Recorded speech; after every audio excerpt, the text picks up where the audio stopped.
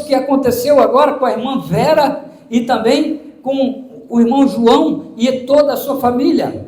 Porque quando a gente pensa assim, isso aconteceu por acaso, não, é Deus agindo na nossa vida, amém, irmãos? É Deus estando conosco. E eu gostaria de falar sobre o grande amor de Deus. O amor de Deus é incomparável. E muitas vezes a gente está vagando por esse mundo. E se tem uma coisa que eu ou você precisa entender no início do ano de 2025, que a gente deve procurar o amor de Deus de toda maneira possível. Não esteja longe de Deus, porque afinal de contas Ele nos amou. E se hoje nós estamos aqui nesse dia para estar aqui na ceia do Senhor, foi por amor. Foi por amor que Jesus deu a sua vida por nós e perdoou os nossos pecados. Então eu gostaria de compartilhar com vocês, lá em Romanos, no capítulo 8, nós vamos ler do versículo 31 ao 39, e nós vamos estar aqui falando um pouquinho sobre esse grande amor de Deus, né? Romanos 8, 31 a 39, diz assim, tu pode acompanhar se você não tem sua Bíblia, diz, que diremos, pois, a estas coisas? Se Deus é por nós, quem será contra nós? Aquele que nem mesmo a seu próprio filho poupou, antes o entregou por todos nós, como nós não nos dará também com ele todas as coisas? Quem tentará acusação contra os escolhidos de Deus? É Deus quem os justifica. Quem é que condena? Pois é Cristo quem morreu, ou antes, que ressuscitou dentre os mortos, o qual está à direita de Deus e também intercede por nós. Quem nos separará do amor de Cristo? A tribulação, ou a angústia, ou a perseguição, ou a fome, ou a nudez, ou o perigo, ou a espada? Como está escrito, por amor de ti somos entregues à morte todo dia, somos reputados como ovelhas para o matadouro. Mas em todas estas coisas somos mais do que vencedores, por aquele que nos amou. Porque estou certo de que nem a morte, nem a vida, nem os anjos, nem os principados, nem as potestades, nem o presente, nem o porvir, nem a altura, nem a profundidade, nem alguma outra criatura nos poderá separar do amor de Deus que está em Cristo Jesus, nosso Senhor. Amém, querido? Amém. Que palavra maravilhosa aqui o apóstolo Paulo traz para nós. O apóstolo Paulo está aqui nesse texto dizendo e tentando contar para nós, explicando o amor de Deus. Esse amor que é incondicional, esse amor que nós não conseguimos de maneira nenhuma imaginar com a nossa mente pecadora, irmãos, com as nossas falhas humanas, sabe?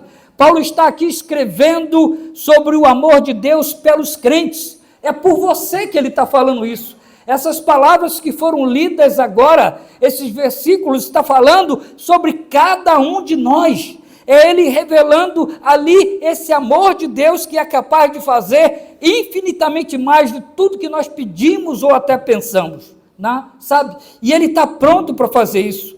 E pode ter certeza, o objetivo dessa palavra é que você saia daqui hoje com a certeza que Deus te ama. Tá entendendo, irmãos? Que Deus te ama. Tudo, desde quando você chegou aqui nesse lugar, tudo foi preparado com amor para que você pudesse, de certa forma, ser recebido com graça, com misericórdia. Todo o serviço que foi prestado foi através do amor de Deus que está na vida das pessoas aqui dessa igreja. A pessoa que está do seu lado são pessoas que amam e que Deus, Ele quer fazer com que você o reconheça através desses gestos de amor. Sabe, eu amo, sabe, a maneira como esta passagem começa, ali no versículo 31. Paulo está ali resumindo tudo o que ele vem dizendo sobre a segurança da salvação do crente, sobre a certeza que a gente pode ter da nossa salvação. Quem lê esses versículos de Romanos 8 não pode sair com dúvida de que Deus verdadeiramente nos ama e que nos salvou e nos justificou. A justiça de Deus foi feita na nossa vida. Glória a Deus, igreja. Ele fez justiça através do seu Filho Jesus, que morreu na cruz do Calvário. Então, ele vem ensinando desde o capítulo 5 sobre a nossa justificação e o fato de sermos declarados justos por Deus. Principalmente isso, porque imagina, nós somos o nosso pior inimigo, sim ou não? Nós somos as pessoas que mais a gente critica a nós mesmos. Nós temos muita dificuldade. O tempo todo a nossa mente vaga e muitas vezes a gente fica duvidando do que aconteceu conosco quando nós aceitamos aqui a Jesus como Salvador. A irmã Vera estava aqui, ela falou que através de um acidente ela pôde ver o amor de Deus e então ela aceitou Jesus e ela começou a viver na presença de Deus há 28 anos atrás. Está aqui festejando. Porque é isso que Deus quer que todo mundo possa ver, sabe? E o apóstolo Paulo está dizendo ali no versículo 31, olha só o que ele diz: que diremos, pois, essas coisas? Se Deus é por nós, quem será contra nós? Agora, imagine só, vamos pensar, se Deus vota em nosso favor, se ele diz, Eliel, você é um homem escolhido, e ele vai lá, coloca sobre nós, sabe, e deposita o afeto em nós. O que a gente pode fazer se é Deus? Porque, de certa forma, irmãos, quem é que escolhe? Somos nós que escolhemos a Deus, ou é Deus que escolhe a nós? Né? Somos nós que escolhemos a Deus? Não, é Deus que nos escolheu. Até a forma de eu ir buscar a Deus, sabe? E esse favor de Deus, ele deposita o seu afeto em cada um de nós. Se Deus, irmãos, livremente nos escolhe para sermos portadores do seu grande amor, quem na terra vai poder ir contra isso que Deus fez? Sabe? E o apóstolo Paulo quer que a gente entenda isso. Se o próprio Deus fez isso, quem é que pode mudar essa situação? Ninguém pode mudar essa situação, sabe? Esse grande amor que foi derramado por nós através do Filho Jesus, que foi morto na cruz. Então, eu quero compartilhar hoje à noite sobre 3 benefícios para os crentes que fruem do fato de sermos escolhidos por Deus.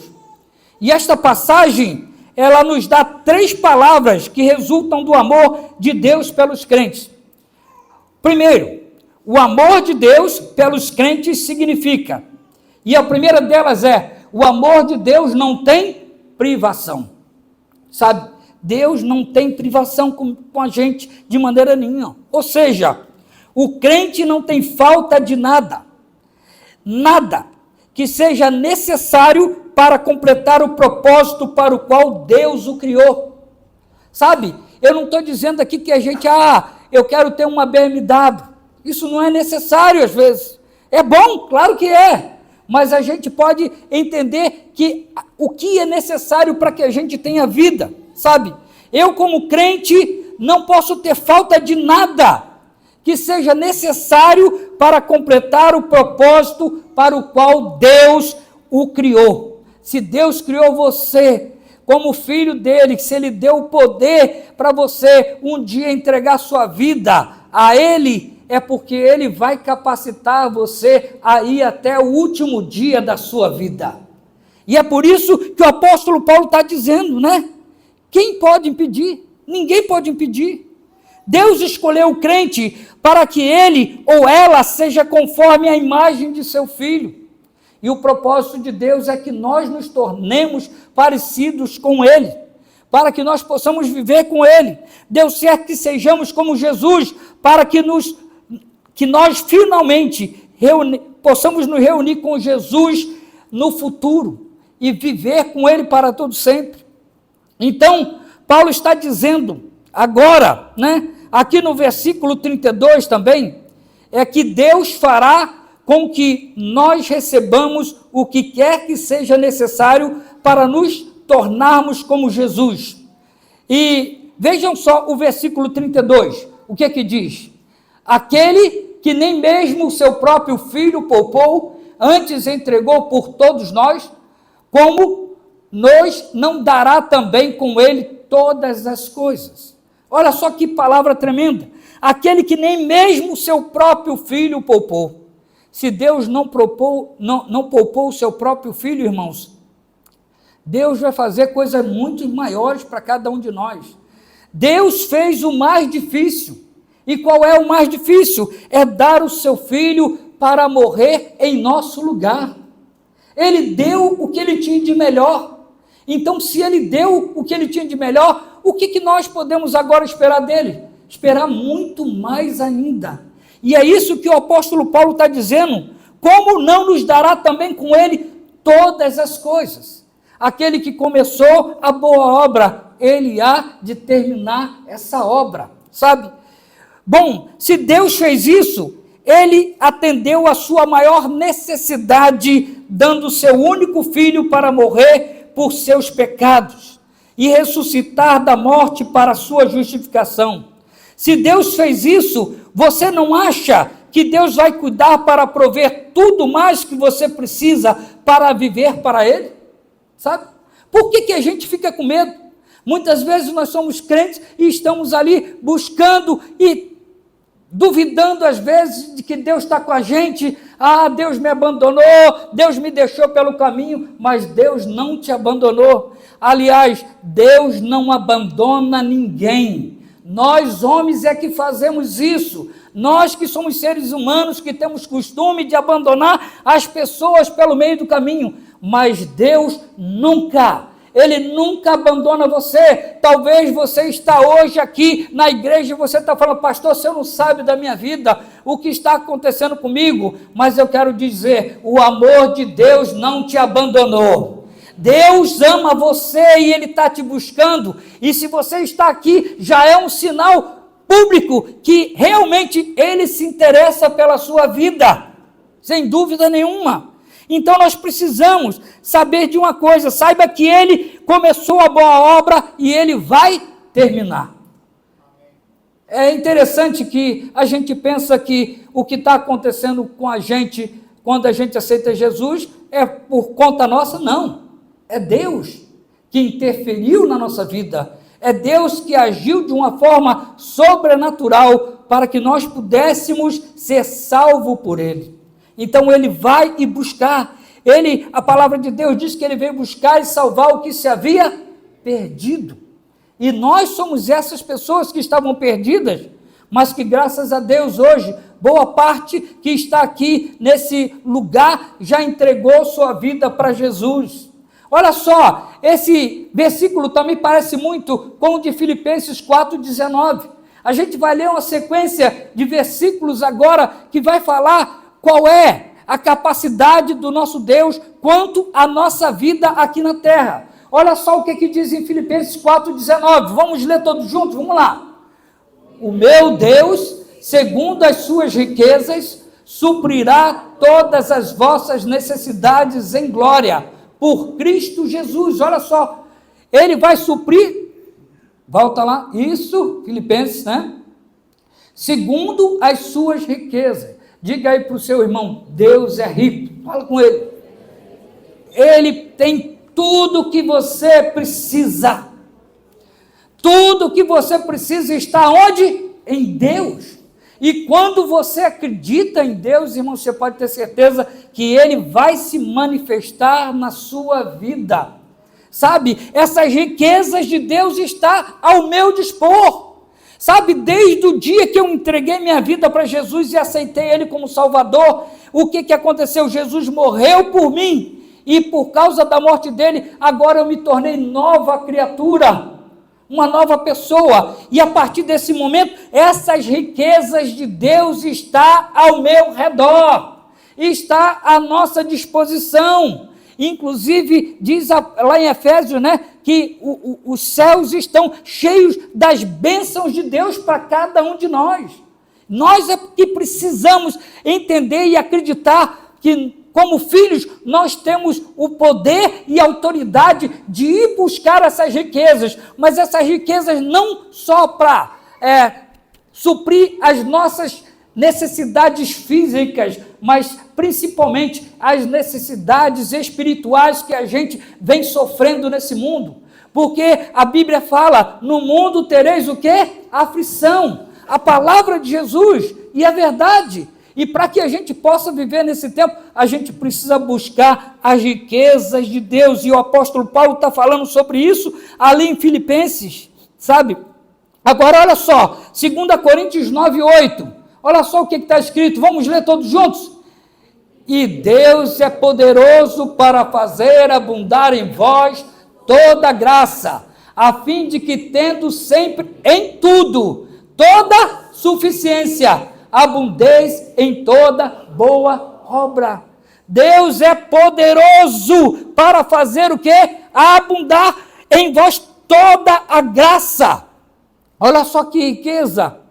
Sabe, nós como crentes podemos nos debruçar sobre essa palavra, irmãos, e experimentar dela, comer dela, porque diz ali, e tendo sempre em tudo, toda a suficiência, para que nós possamos abundar em toda boa obra.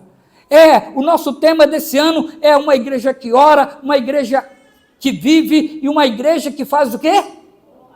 Compartilha o amor de Deus para fazer boas obras. Mas a gente só pode fazer essa boa obra, irmão, se a gente estiver cheio de Deus, cheio do Espírito Santo de Deus, que a gente esteja cheio dessa boa parte de Deus que vem do céu para a nossa vida, irmãos. E aí, o apóstolo Paulo aqui em 1 Coríntios, ele está falando sobre isso. Ele é poderoso. O que é impossível para Deus? O que é impossível para Deus? Nada é impossível para Deus. Tudo é possível.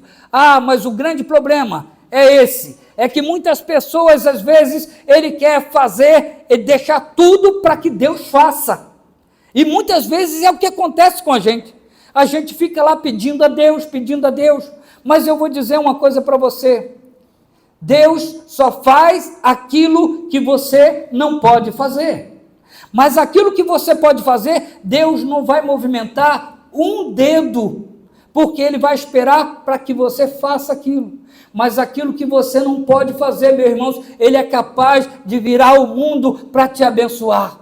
Sabe? E é isso que Ele está falando, o Todo-Poderoso aqui, o poderoso para fazer abundar em vós toda a graça, para que a gente possa viver como cristão aqui nessa terra de uma forma que agrade ao Senhor, fazendo as boas obras. Olha o que está dizendo também lá em 2 Coríntios 12:9. Vamos lá, todos juntos, vamos lá. A minha graça te basta, porque o meu poder se aperfeiçoa na fraqueza. Quem está falando isso? O apóstolo Paulo.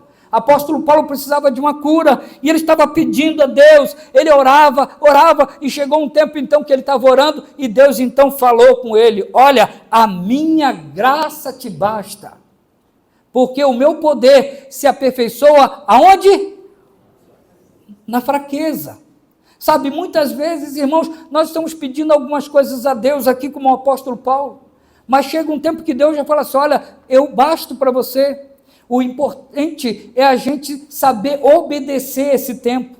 Sabe, quando eu e você entendemos que Jesus Cristo, Ele já está fazendo tudo por nós, irmãos, nós vamos, de certa forma, viver com muito mais clareza a nossa vida espiritual.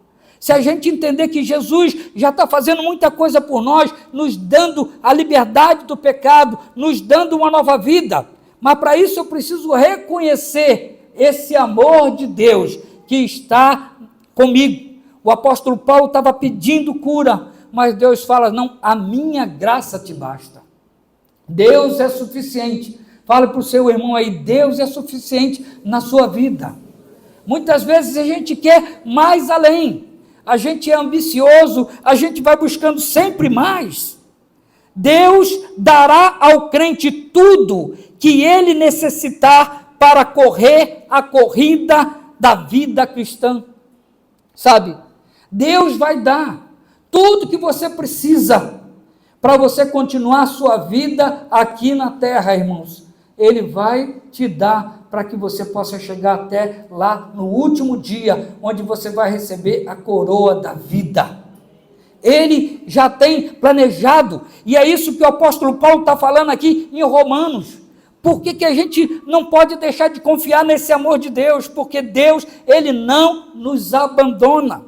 Você pode se deparar com obstáculos no dia a dia, você pode se deparar com as barreiras, perigos que você vem sofrendo, dificuldades que você passa, problemas e tentações, problemas no seu casamento, no seu trabalho, na sua saúde, na sua escola, mas Deus está trabalhando ali em volta de você o tempo todo, está ministrando na sua vida. A segunda coisa que nós devemos aprender aqui nesse texto também é ali no segundo ponto: não há condenação para os escolhidos de Deus. Quem aqui é escolhido de Deus aí, levanta a mão e dá um glória a Deus. Amém? Você tem certeza disso? Sabe? E é isso que o apóstolo Paulo vai dizer aqui no versículo 33 e no versículo 34, e está ali, ó: quem tentará acusação contra os escolhidos de Deus? É uma pergunta que o apóstolo Paulo está falando. É Deus quem justifica. Olha só, observe que o apóstolo Paulo aqui está querendo pintar uma cena na sala de um tribunal. É como se nós estivéssemos ali diante do tribunal de Deus, né? E ele imagina ali crentes diante desse tribunal, sentados diante do trono de julgamento de Deus, temendo que sejam considerados, quem sabe, né, ali diante de tudo, culpado. As pessoas vão para ali, às vezes, dizendo: eu não sou bom, eu não consegui fazer isso, eu não consegui fazer aquilo. A gente fica temendo que sejamos considerados culpados por alguma ofensa, que modificará, quem sabe, o nosso veredito, que era anterior, que dizia que nós éramos inocentes. A gente fica sempre com dúvida. Então ele está aqui o tempo todo: quem tentará acusação contra o escolhido de Deus? Né? É Deus quem justifica, sabe? É Deus que vai justificar a gente, que já justificou cada um de nós. E Ele está no controle de todas as coisas. Se Deus é aquele que justifica, quem é que sobra, que poderá apresentar qualquer tipo de acusação contra um crente, contra o eleito de Deus? Quem é que vai prestar conta? Se Deus está ali para te julgar, e Ele está dizendo que você é inocente, inocente porque o dia que você entregou sua vida para Jesus, o dia que você entregou a vida para Ele, Ele foi lá e te perdoou, e te justificou, e fez você uma pessoa limpa novamente, uma pessoa cheia de graça, sabe? O argumento de Paulo é que ninguém pode fazer uma acusação contra o eleito de Deus. Ninguém pode fazer uma acusação que vai colar contra um crente verdadeiro, contra um crente que vive. Olha só o que diz o versículo 34. Quem é que condena? Pois é Cristo quem morreu, ou antes, quem ressuscitou dentre os mortos, o qual está à direita de Deus, e também intercede por nós. É isso que ele está falando. Irmãos, a nossa cabeça muitas vezes não pensa que talvez Jesus nos abandonou, mas Ele está ali à direita de Deus Pai. E é interessante que Ele está fazendo ali o nosso julgamento, Ele está ali apoiando cada um de nós. Você percebe que o que Paulo está fazendo aqui, ele está lembrando o crente de que não importa o quanto o diabo ou qualquer outra pessoa se esforce tentando condenar você, você tem esse maravilhoso advogado do seu lado, esse advogado que está ali, e ele fica à direita de Deus Pai, dizendo: inocente, você já é justificado. Ele falou assim: esse aí, eu morri por ele, ele entregou a vida para mim, e por isso ele é nova criatura. Deus sempre olha para Cristo, irmãos, o seu Filho, com base no que seu Filho fez pelo crente na cruz do Calvário. Deus, então, olha para o crente e diz, sem culpa, o tempo todo, Deus olha para Jesus e através de Jesus nós somos vistos por Deus. Ele é a pessoa que veio fazer isso na nossa vida. Todo pecado é perdoado. O pecado do passado, ele é perdoado. Todo pecado do presente, ele é perdoado. Todo pecado do futuro, ele vai ser perdoado também, porque Deus estabeleceu isso sobre o sangue de Jesus na cruz do Calvário. Ele estabeleceu isso sobre a nossa vida. E antes de prosseguirmos, irmãos, preciso falar algumas coisas importantes aqui. A palavra de alerta para a nossa vida. Esse ensinamento não quer dizer que você, sendo crente, poderá viver como a velha criatura do passado, como você vivia antes. A Bíblia diz que as coisas velhas já passaram. Um crente verdadeiro nunca vai desejar se valer da graça de Deus. Um crente verdadeiro jamais vai dizer alguma coisa do tipo, bom, uma vez salvo, salvo para sempre. Não. Um crente verdadeiro, ele nunca vai se valer disso. Não, de maneira não. De maneira nenhuma não. Porque se de alguma maneira você pensa assim, é indicativo de que você não é um dos filhos de Deus. Você não é filho dele. Se você pensar dessa maneira, eu já sou salvo, então eu posso viver a minha vida do jeito que eu sou, eu posso aqui agir do jeito que eu quero, não. Quando você vive dessa maneira, é porque você ainda não se encontrou com Deus.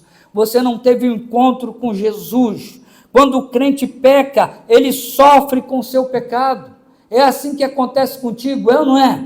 Quando a gente vai lá e peca, irmãos, a gente sofre com o nosso pecado, porque o nosso pecado, ele faz doer lá na nossa alma, porque a gente sabe que errou o caminho, que a gente falhou diante de Deus, sabe? O crente verdadeiro, ele odeia o pecado dele, ele peca, mas quando ele peca, ele se arrepende daquilo que ele está fazendo. Ele fica triste porque ele desobedeceu ao Espírito Santo que mora dentro dele, o próprio Deus que está ali. Portanto, irmãos, nós precisamos pensar que nós não temos privação e não há condenação sobre nós. Nesses dois tópicos que nós falamos aqui, não há privação, porque Deus está sempre conosco, abençoando cada um de nós. Não há condenação, porque o próprio Deus é aquele que nos justificou através de Jesus Cristo. E o número 3 é, nada pode nos separar do amor de Cristo. Olha só, nada pode nos separar do amor de Cristo. Do versículo 35 ao 39, nós vamos ler o que o apóstolo Paulo escreve, dirigido pelo Espírito Santo. Vamos ler versículo 35 e 36? Quem nos separará do amor de Cristo? A tribulação, ou a angústia, ou a perseguição, ou a fome, ou a nudez, ou o perigo, ou a espada. Como está escrito, por amor de ti, somos entregues à morte todo dia. Somos reputados como ovelhas para o matadouro. Ele começa perguntando, quem nos separará do amor de Cristo? Quem é que pode fazer isso? Paulo imagina algo que possa conseguir nos separar do amor de Cristo. Ele vai tentar pensar na luta que eles passaram. Ele sugere ali tantas outras coisas que aconteciam na vida dos irmãos daquela época. Paulo está ali então dizendo para nós, ele sugere todas as grandes dificuldades que os crentes estavam enfrentando nos dias em que ele vivia. Era a tribulação, era a perturbação, era a perseguição e assim por diante. Sabe, poucos de nós vamos passar ou experimentar algum tipo das lutas que aqueles irmãos nossos há 2000 anos passaram.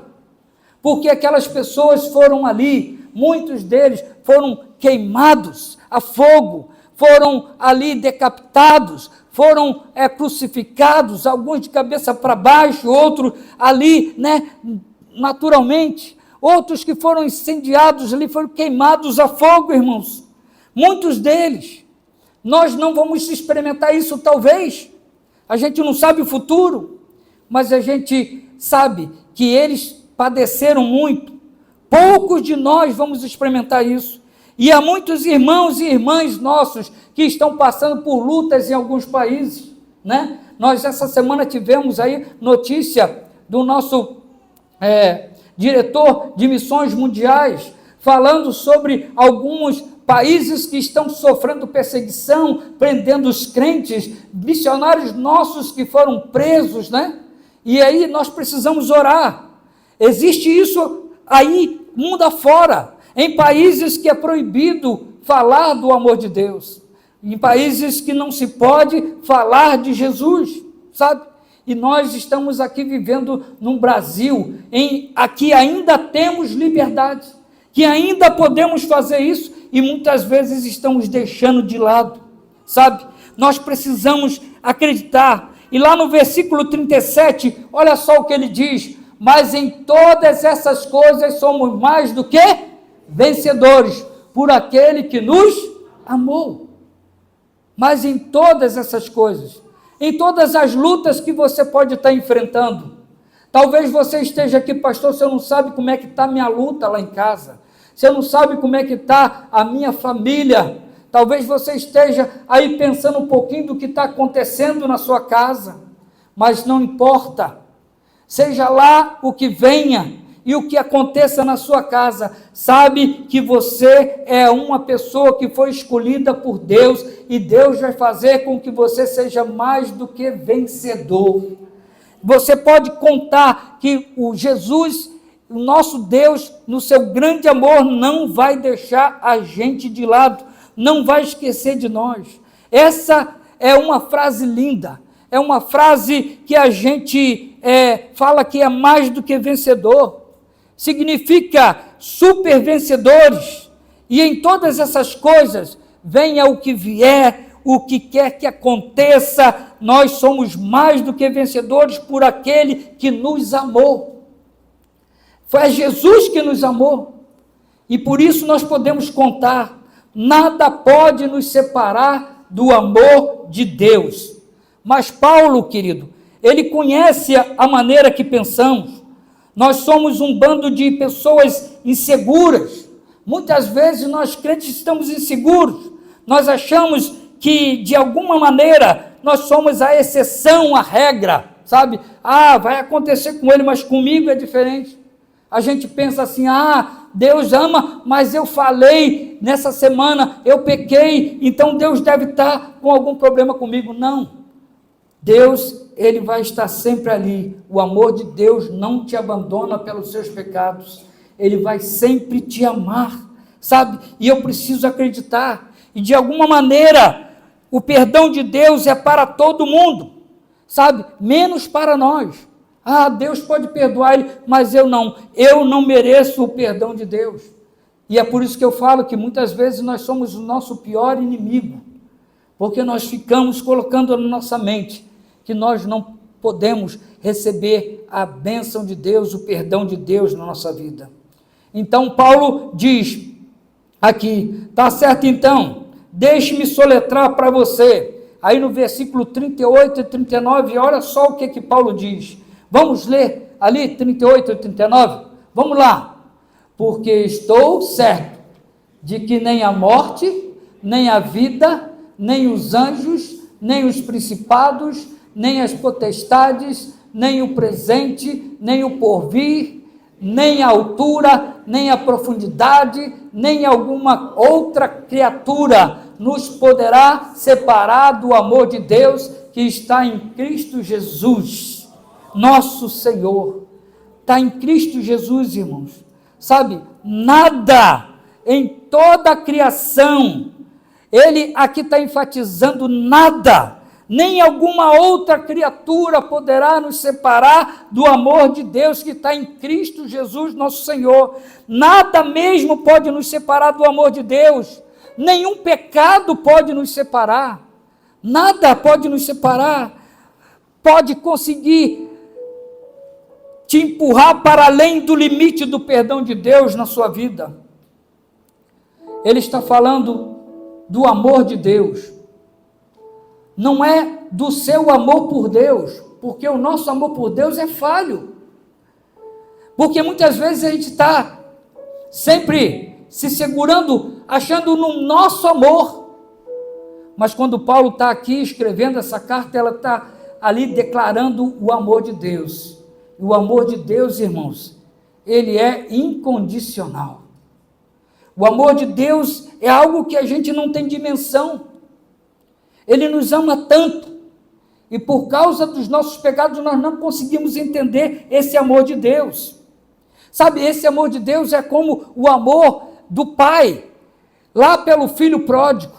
Vocês lembram lá em Lucas, no capítulo 15, quando Jesus está contando a história desse filho pródigo, e o filho pródigo, ele vai lá, e ele chega para o seu pai e fala: pai, olha, dá-me a parte daquilo que é meu, e eu vou sair daqui, e eu vou seguir a minha vida. O pai vai lá, olhando para a situação daquele filho, vendo que ele estava errado, mas de alguma forma o pai foi lá e concedeu a ele, e deu a parte dele, e deixou ele ir embora.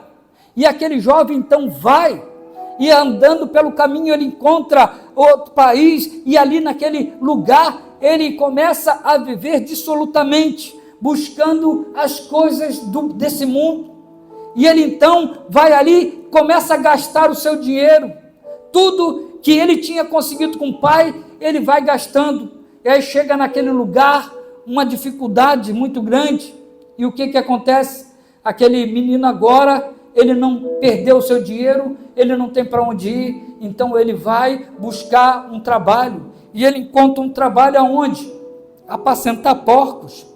Então ele vai para lá, e quando ele está lá com os porcos, ele vê a comida dos porcos, e ele vai lá, se alimenta daquela comida dos porcos, e ele está lá, e aí quando ele se dá conta, ele olha para a situação dele, então ele lembra: ó, quantos trabalhadores de meu pai vivem bem, estão lá vivendo muito melhor do que eu, e eu aqui padeço fome.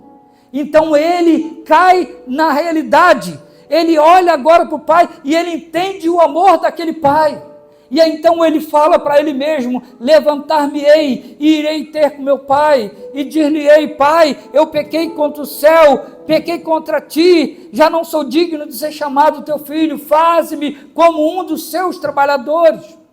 E aí então aquele camarada começa o caminho de volta, e é interessante, irmãos, que ele está andando pelo caminho, e ele está indo, de repente, ele vê lá na porteira lá, né?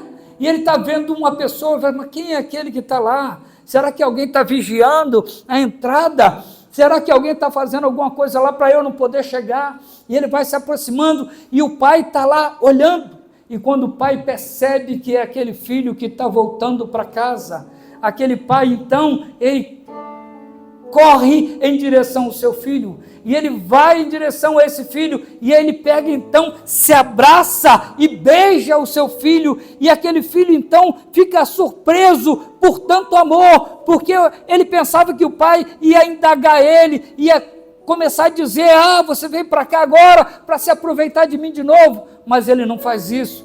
Ele vai lá, chama os empregados e fala assim: olha, venham e tragam a melhor veste para o meu filho, venham e põem uma sandália nos seus pés, venham e põem o anel no seu dedo, e aproveita, vai lá, pega um novilho cevado e faz lá um churrascão, porque o meu filho estava morto e reviveu, estava perdido e foi achado.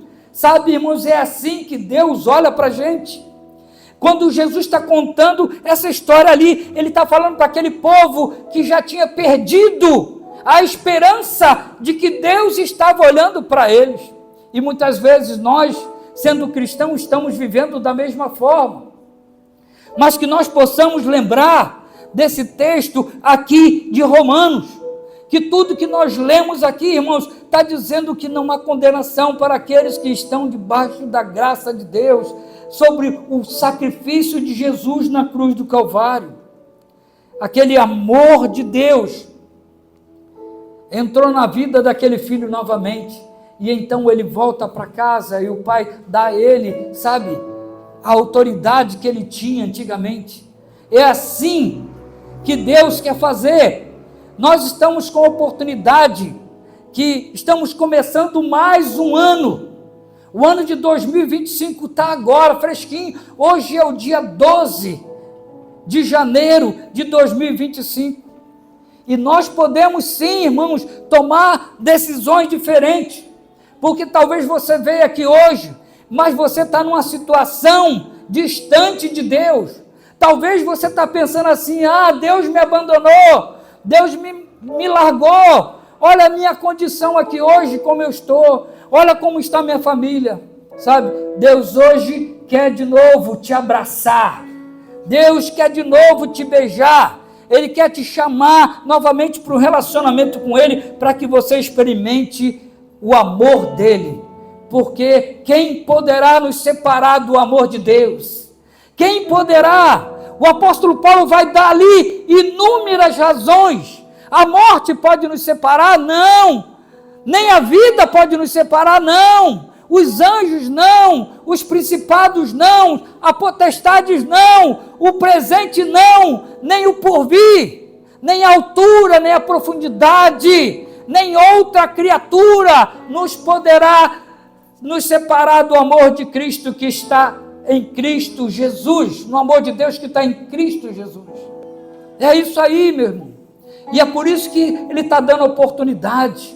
Sabe, eu gostaria que você baixasse sua cabeça agora, e que você pudesse estar aí, olhando para essa palavra, e que você pudesse fazer um resumo da sua vida, você olhar como é que você está, o que tem acontecido contigo. Será que você está duvidando do amor de Deus?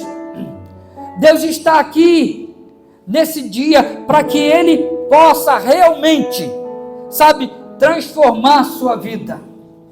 Seja lá o que acontece contigo, eu quero dizer que Deus está te chamando nessa noite, dizendo: meu filho, vem, eu te amo, meu filho, pode vir. Olha, você está vivendo longe de mim, e eu estou sentindo a dor por você. Sabe, meu filho, eu estou sentindo a dor por você. Muitas vezes, irmãos, nós estamos longe de Deus, achando que Deus age como o ser humano, mas Deus não age como o ser humano. Deus age como o próprio Deus, porque Ele é Deus o tempo todo. Eu gostaria de orar nesse momento. E eu queria pedir, se você quiser,